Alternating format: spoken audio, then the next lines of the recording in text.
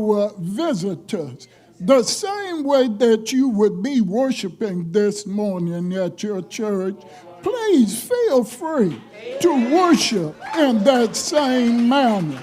And we thank you all, and once again, you are welcome, welcome, welcome.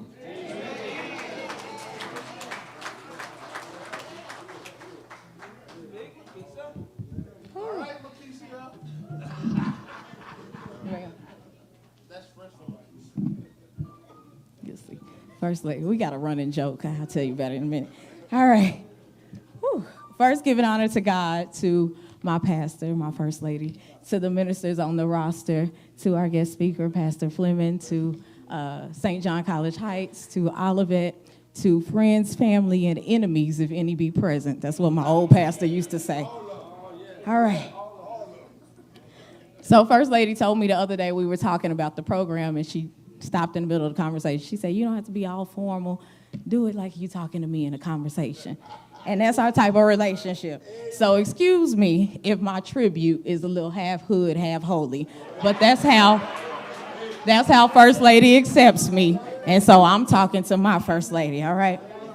So get into the tribute. Pastors are special, but a pastor's wife is a true blessing. And I get the pleasure to speak to my First Lady.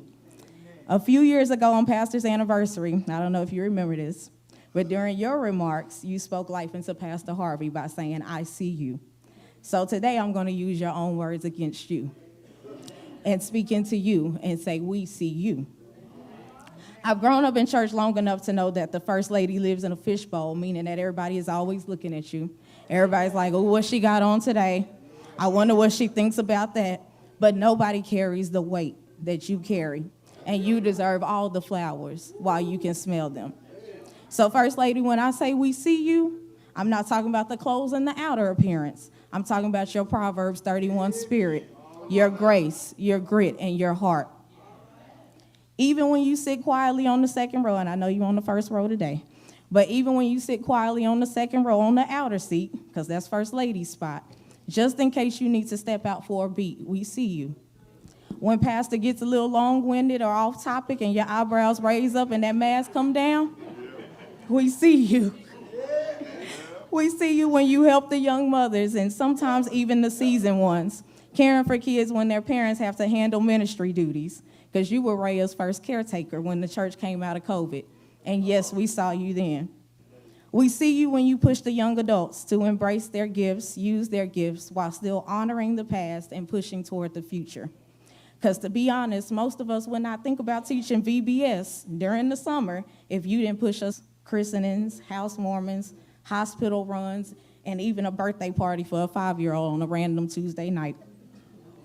Here lately, we've seen you push through your physical pain just to support your husband and the congregation, and you still show up in spite of. And yes, we've even seen the times you've cried, not because of sadness or pain, or being forced to take it slow in this season, but because you still know that all things work together for your good, because you love the Lord and because you were called. I heard a preacher say this morning, I think he was in my message. I watch Fellowship Chicago before I come to church. That's my pre-worship. That's my other pastor. Sorry, pastor. And I swear he was in my tribute, because he stated that sometimes we are set down, not always for a bad reason, but because we are being prepared to be served. It's not always bad. We're being prepared to serve whatever we need and whatever we want on a silver platter. And so today I declare in the spirit that when you come out of this,